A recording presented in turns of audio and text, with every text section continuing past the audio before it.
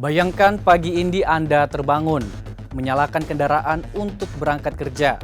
Namun, mendapati antrean di SPBU mengular hingga 3 km. Bukan karena stok habis, tapi karena harganya baru saja melonjak 2 kali lipat dalam semalam. Di dapur, istri atau ibu Anda mengeluh karena harga cabai dan beras ikut melompat, mengikuti biaya logistik yang tak lagi masuk akal. Mungkin kita merasa perang di Timur Tengah itu jauh, ribuan kilometer dari Jakarta atau pelosok Nusantara. Namun, ada satu titik sempit di peta dunia bernama Selat Hormuz. Lebarnya hanya sekitar 33 km di bagian tersempitnya, kira-kira sejauh Monas ke Bekasi. Namun, jika nadi kecil ini tersumbat, jantung ekonomi dunia, termasuk dapur kita di Indonesia, bisa berhenti berdetak. Hari ini kita akan bicara tentang krisis yang bukan lagi sekedar prediksi, melainkan realitas yang mengetuk pintu rumah kita. Bersama saya Adil Ase, inilah Point of View Sindo News.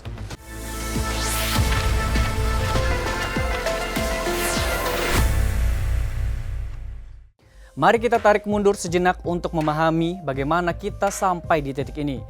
Semua bereskalasi dengan cepat pada 28 Februari 2026. Dunia dikejutkan oleh operasi militer gabungan Amerika Serikat dan Israel yang menghantam fasilitas strategis di Iran. Situasi memuncak ketika laporan terverifikasi mengkonfirmasi kematian pemimpin tertinggi Iran, Ayatollah Ali Khamenei, dalam serangan tersebut. Respon Teheran tidak menunggu lama. Sebagai bentuk balasan, Iran menggunakan kartu as geopolitik mereka, penutupan Selat Hormuz.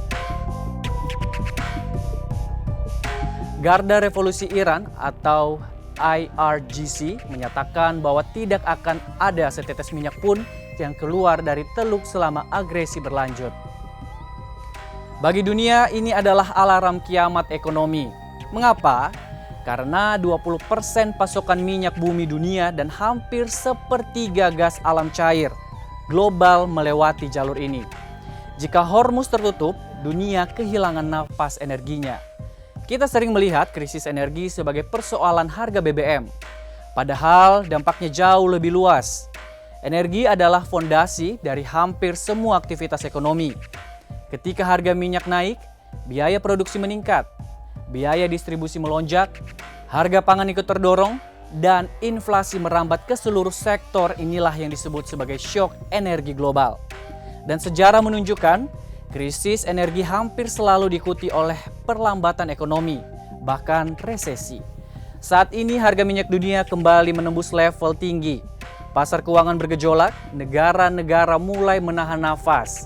Yang terjadi bukan hanya krisis pasokan, tetapi juga krisis kepercayaan. Media internasional seperti Reuters dan Bloomberg kini melaporkan angka-angka yang mengerikan. Harga minyak mentah Brent yang sebelumnya stabil angka 70-80 USD, diprediksi para pakar bisa melonjak menembus 200 USD per barrel jika blokade ini bertahan lebih dari sebulan. Dampaknya, efek domino. Yang pertama, inflasi global. Biaya manufaktur dan transportasi di seluruh dunia meledak. Safe haven, investor ketakutan. Mereka menarik uang dari negara berkembang termasuk Indonesia dan memindahkannya ke aset aman seperti emas atau dolar Amerika Serikat. Akibatnya nilai tukar rupiah tertekan hebat. Dan yang terakhir, krisis pangan. Ingat, pupuk membutuhkan energi besar dalam produksinya.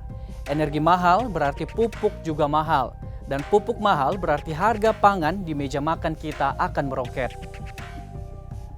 Sekarang mari kita bicara jujur tentang rumah kita sendiri, yaitu Indonesia. Ada mitos yang harus kita luruskan. Banyak yang mengira kita adalah negara kaya minyak. Faktanya, sejak awal 2000-an Indonesia sudah menjadi net importir minyak. Kita mengkonsumsi sekitar 1,5 hingga 1,6 juta barrel per hari, tapi produksi domestik kita hanya mampu menyuplai kurang dari setengahnya. Sisanya, kita beli dari luar, termasuk dari negara-negara yang menggantungkan distribusinya pada Selat Hormuz, seperti Arab Saudi, UEA, dan Oman. Data menunjukkan cadangan operasional BBM kita saat ini hanya bertahan untuk 21 hingga 25 hari. Hanya 3 minggu. Bayangkan jika kapal tanker dari Timur Tengah tidak bisa lewat, sementara kita belum memiliki cadangan penyangga energi strategis yang cukup kuat. Ya, pemerintah memang mulai mencari alternatif impor dari Afrika atau Amerika Latin, namun biaya angkutnya jauh lebih mahal. Beban APBN untuk subsidi energi akan membengkak ratusan triliun rupiah. Pilihan pemerintah hanya dua, dan keduanya pahit. Menambah utang negara untuk subsidi atau menaikkan harga BBM di tengah daya beli masyarakat yang sedang berjuang. Majalah Ekonomi Global The Economist menilai bahwa Indonesia termasuk negara berkembang yang relatif aman dari dampak langsung krisis energi global. Penilaian ini bukan tanpa alasan. Indonesia dianggap memiliki struktur ekonomi yang cukup resilient, paparan langsung yang tidak sebesar negara industri, serta kebijakan energi domestik tertentu yang memberi bantalan, salah satunya program biodiesel berbasis sawit yang membantu mengurangi ketergantungan pada minyak impor. Namun di sisi lain, para pakar mengingatkan, ketahanan energi tidak bisa dilihat secara parsial. Energi dan pangan adalah dua sektor yang harus tumbuh bersama.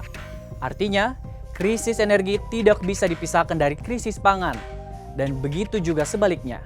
Ini menciptakan paradoks. Di satu sisi kita bukan negara industri berat seperti Jepang atau Korea Selatan yang sangat bergantung pada import energi. Namun di sisi lain, kita juga belum cukup kuat untuk benar-benar mandiri. Artinya Indonesia berada di zona abu-abu, tidak paling rentan tetapi juga belum sepenuhnya aman. Jika konflik ini berlanjut atau bahkan memburuk, beberapa skenario sangat mungkin terjadi. Di antaranya yang pertama, tekanan pada anggaran negara subsidi energi akan meningkat. Setiap kenaikan harga minyak akan berdampak langsung pada APBN. Yang kedua, inflasi domestik harga BBM, transportasi, dan bahan pokok berpotensi naik. Dan seperti biasa, kelompok rentan akan paling terdampak. Yang ketiga, pelemahan nilai tukar ketidakpastian global dapat memicu arus keluar modal, menekan rupiah. Yang keempat, gangguan sektor industri biaya produksi naik, daya saing menurun. Dalam kondisi seperti ini, krisis energi bisa berubah menjadi krisis ekonomi yang lebih luas. Krisis ini seharusnya menjadi cermin. Selama bertahun-tahun, isu kemandirian energi selalu menjadi agenda, namun seringkali tidak menjadi prioritas utama. Kita terlalu lama nyaman dengan asumsi bahwa pasokan global akan selalu tersedia. Padahal kenyataannya, dunia semakin tidak stabil. Konflik geopolitik meningkat, persaingan energi semakin tajam, dan transisi energi berjalan tidak merata. Pertanyaan sederhana, apakah kita masih ingin bergantung pada sistem yang rapuh? Ada beberapa langkah berani yang harus segera diambil secara elegan dan taktis. Sindonius berpendapat, baik pemerintah maupun masyarakat harus silang bersinergi. Masing-masing aktif memainkan perannya. Dalam situasi seperti ini dibutuhkan langkah yang tidak hanya cepat, tetapi juga visioner. Pertama, percepatan transisi energi terbarukan tidak lagi sekedar opsi, tetapi kebutuhan strategis. Kedua, memperkuat cadangan energi nasional. Indonesia perlu memiliki cadangan yang cukup untuk menghadapi gangguan global. Ketiga, reformasi kebijakan energi dari subsidi menuju efisiensi dan ketepatan sasaran. Keempat, integrasi energi dan pangan seperti yang diingatkan para ahli. Ketahanan energi harus sejalan seiring dengan ketahanan pangan. Sementara untuk kita, masyarakat, seringkali kita menganggap konsumsi energi sebagai hal kecil. Padahal satu tindakan kecil kita berpengaruh atas apa yang terjadi. Menghemat energi bukan lagi sekedar gaya hidup tapi bentuk kontribusi nyata. Mulai dari hal sederhana. Yang pertama, menggunakan transportasi publik, mengurangi pemborosan listrik. Mendukung energi alternatif, kita juga harus mulai bersiap dengan kemungkinan kenaikan harga barang pokok dengan mengatur ulang skala prioritas keuangan kita. Dunia hari ini saling terhubung, tetapi juga saling bergantung. Sebuah konflik di Timur Tengah dapat mempengaruhi kehidupan sehari-hari di Indonesia. Sebuah selat yang jauh di sana dapat menentukan harga kebutuhan di sini. Dan di tengah semua itu, kita dihadapkan pada pilihan. Tetap menjadi penonton atau mulai menjadi bangsa yang siap. Karena pada akhirnya krisis bukan hanya ancaman, Ia adalah ujian tentang seberapa mandiri kita, seberapa bijak kita mengelola sumber daya, dan seberapa siap kita menghadapi masa depan.